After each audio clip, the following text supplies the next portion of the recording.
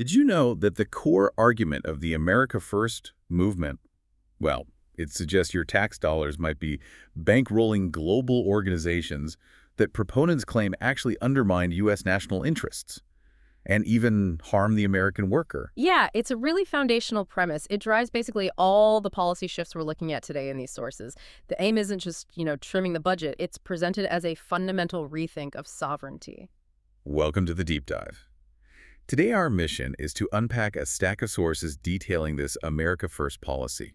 It's framed as a major shift away from global entanglement towards prioritizing national interests. And we'll analyze the specific fiscal and domestic consequences that these sources cite when they talk about tolerating large-scale illegal immigration and sort of unconditional global engagement. Right, we're diving into the actual calculations the sources are using to, well, justify this shift. Exactly. So first, there's the financial argument.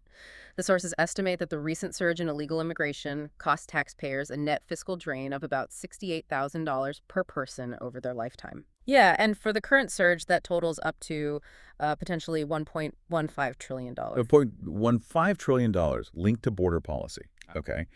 And at the same time, this policy framework is also demanding that global allies stop relying so heavily on the U.S. That's right. Sources cite President Trump demanding NATO members contribute 5% of their GDP to defense. That's a big jump. Huge jump. And publicly criticizing European nations for, what was the phrase, funding the war against themselves by continuing to buy Russian energy. Mm-hmm. So these figures, these arguments, they're really intended to show you, the listener, exactly how deeply these geopolitical decisions are argued to impact your own wallet and your community's resources. The argument essentially being that prioritizing American sovereignty pays off in, actual dollars and cents. That's the core claim. Okay, let's unpack that first principle then. The shift from, let's say, unconditional engagement to demanding more transactional relationships. The sources show a real skepticism toward international organizations. Oh, absolutely. It's palpable. The stated goal, according to these policy proposals, is basically to condition U.S. funding on what they call long overdue reforms that proponents believe genuinely advance U.S. interests. And they're not shy about naming names. No, not at all. They oppose what the sources refer to as the endless bankrolling of other countries. And specific organizations get called out, flagged as deeply flawed. We're talking about the UN Human Rights Council, UNESCO, the WHO, that's the World Health Organization, and UNRWA, the Relief and Works Agency for Palestine Refugees. Why those specifically? Well, the argument presented is that their actions are either, directly contrary to U.S. policy objectives, or they're just seen as ineffective. Okay. For instance, Congress has already acted based on this thinking, reducing U.S. contributions for UN peacekeeping. They brought it down to comply with an existing U.S. law that sets a 25% cap. But it's not just about, cutting the check sizes.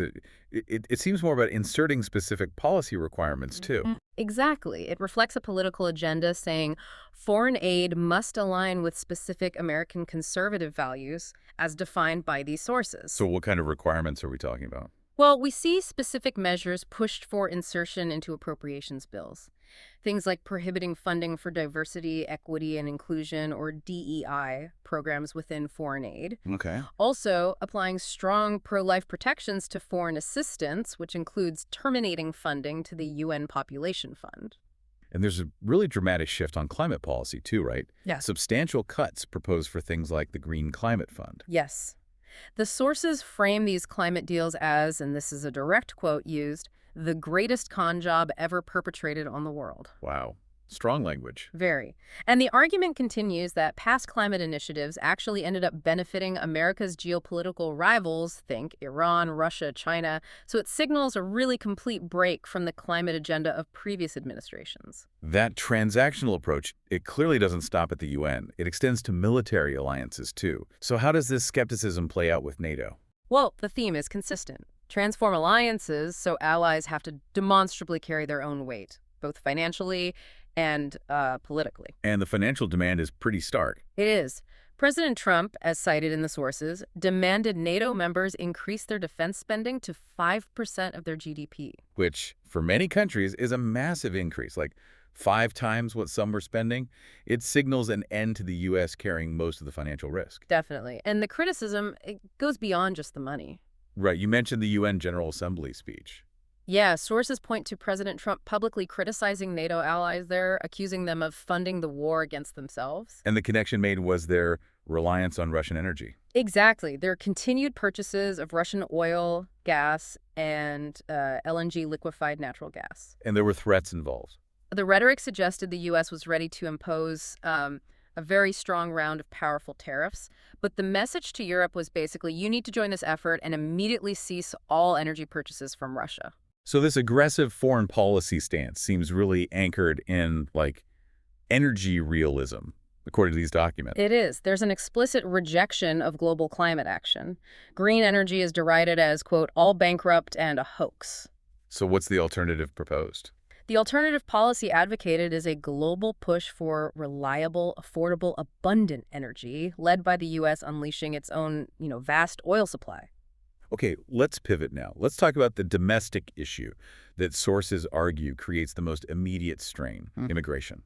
The scale described is, well, it's staggering. It really is. The estimated illegal immigrant population is put at 14 million by 2024. That's an increase of 3.8 million just since January 2021. Unprecedented numbers. Yeah. And the policy response described is rooted in keeping control domestic, right? Like refusing to sign that UN migration compact. Exactly. The U.S. didn't sign the UN's Global Compact for safe, orderly, and regular migration.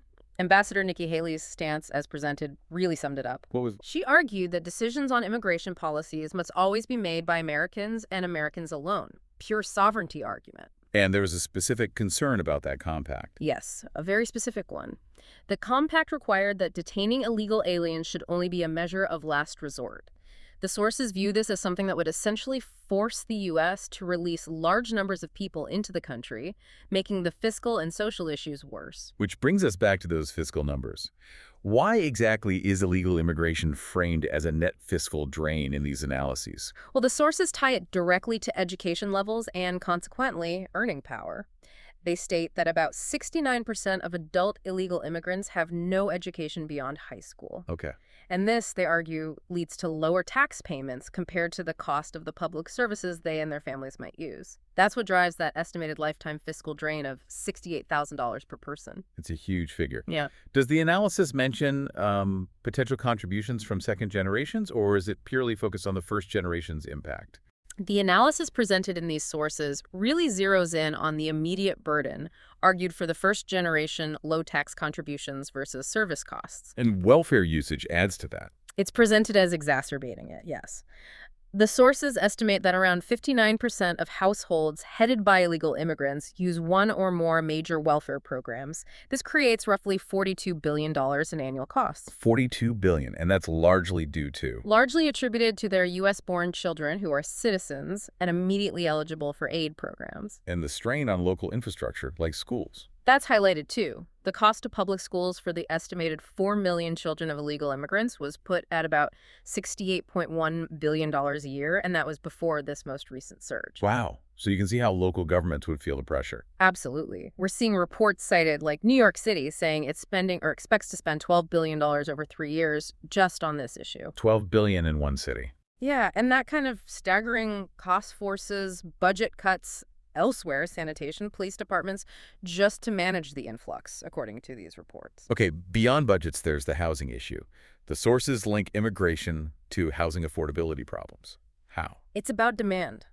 Since January 2021, the number of immigrant-headed households reportedly increased by 2.4 million. That's a lot of new demand for housing. And it hits renters particularly hard. Especially hard, because 89.5% of recently arrived immigrant-headed households are renters. The analysis shows a pretty strong correlation. A 5 percentage point increase in the recent immigrant share of a metro area's population is linked to a 12% increase in the average U.S.-born household's rent relative to their income. A 12% jump in rent-to-income ratio. That's significant. Very significant for household budgets. Now, shifting to the labor market. We often hear the argument that immigrant workers, especially illegal immigrants, only take jobs Americans don't want. What do these sources say about that? Well, the sources we reviewed directly challenge that idea. They argue it's largely a myth. They state there are no occupations in the entire U.S. economy where a majority of the workers are illegal immigrants. Instead, they argue the increased labor supply creates competition, particularly at the lower end of the skill spectrum. So who does that competition affect most? It demonstrably reduces wages and employment opportunities, according to this analysis, for the poorest and least educated U.S.-born workers. And this is where the argument connects back to a kind of deeper social issue, right? Exactly. The sources claim that the availability of this immigrant labor actually allows policymakers to, well, ignore a major domestic crisis, Which is? the collapse of labor force participation among less educated U.S.-born men. That seems like a really critical point in their argument. It is. It raises a strategic question. Why focus on importing labor when there's a significant issue with the domestic workforce? For prime-age men, that's 25 to 54, with just a high school education or less, the share not in the labor force. It's jumped dramatically. How much? From about 4% back in 1960 to 18% in 2024. 18% of prime-age, less educated men just not working or looking for work. Not in the labor force, yeah. And that 18% non-participation rate at the sources strongly link it to really profound social problems. Like what? Increases in crime, welfare dependency, suicide, and drug overdoses. These are sometimes called deaths of despair. So the argument is importing labor lets leaders avoid tackling why those 18% of American men are on the sidelines. That's precisely the argument. Ignoring that group is seen by these policy advocates as sort of the ultimate contradiction of an America First strategy. You're not putting those Americans first. Okay. Finally, let's touch on one more major geopolitical shift described. The stance on Israel. The policy framework outlined seems defined by unconditional backing for Prime Minister Netanyahu and his right-wing government. Yes, it marks a significant departure from long-standing U.S. policies in the region. The public retreat from the two-state solution is maybe the most profound example. That had been bipartisan policy for decades, right? Pretty much. Every U.S. president since George W. Bush publicly supported it. But the administration cited in these sources stated it no longer believed the two-state solution was viable. That aligns perfectly with Netanyahu's long-held position. And what about Israeli settlements? The position described is that the U.S. does not consider them a violation of international law. It's framed as a pragmatic acknowledgement of the, quote, reality on the ground. And this extends to how Palestinian statehood is viewed. Very much so. We see really harsh criticism directed at European nations, like France, for supporting an independent Palestinian state. That kind of recognition is explicitly framed as being a reward for Hamas. A reward that, in this view, encourages terrorism. That's the claim made in the sources, yes. It reflects a clear unilateral commitment to Israel's current right-wing governance structure, diverging from previous diplomatic norms. So we've really covered a lot of ground. We've explored how this America First agenda, at least as articulated in the sources we looked at, aims to protect the American citizen.